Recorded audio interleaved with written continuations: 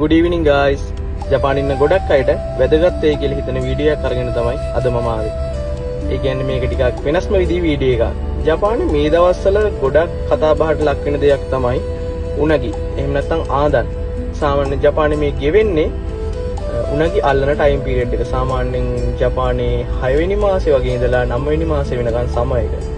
සමයකේ තමයි ගොඩක් දුරට ආදන් අල්ලීම කරන්නේ. සාමාන්‍යයෙන් 9 වෙනි මාසෙන් පස්සේ එක එක ප්‍රොවින්සස් වලට අනුව ජපානයේ ආදන් අල්ලන එක තහනම් කරනවා. සාමාන්‍යයෙන් අපි ඉන්නේ කියුෂු වල නිසා කියුෂු වල සාමාන්‍යයෙන් 9 වෙනි මාසේ වගේ ඉඳලා තමයි ආදන් අල්ලන්න තහනම්.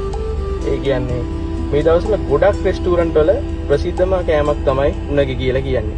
ජපාන් අය සලකන්නේ ආදන් ගොඩක් ශරීරයට ශක්තිය ලබා දෙන ආහාරයක් කියලා.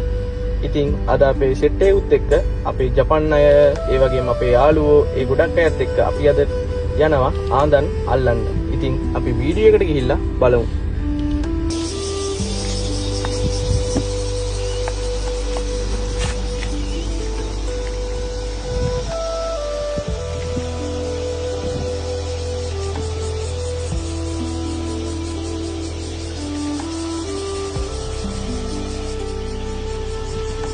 ඔයාලා දැන් මේ දකින්න කූඩුව මීට මාසයකට වගේ කලින් තමයි මේ විදියට ගල්ලතුරලා මෙයාලා හදලා තියෙන්නේ.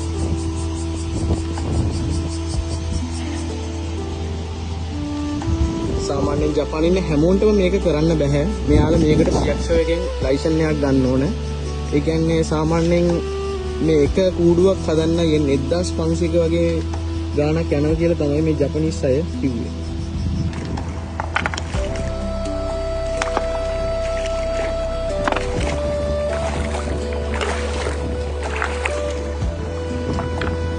Aqui.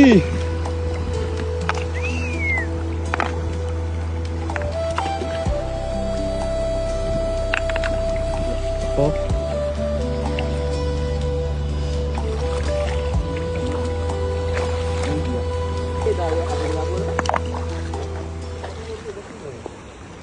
Bab berapa cari Allah kan hari kerja mana?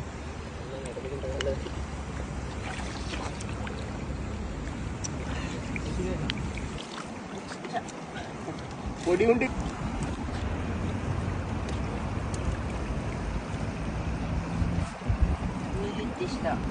Juga jangan. Mau juga? Enggak. Atau udah? Udah lagi ba?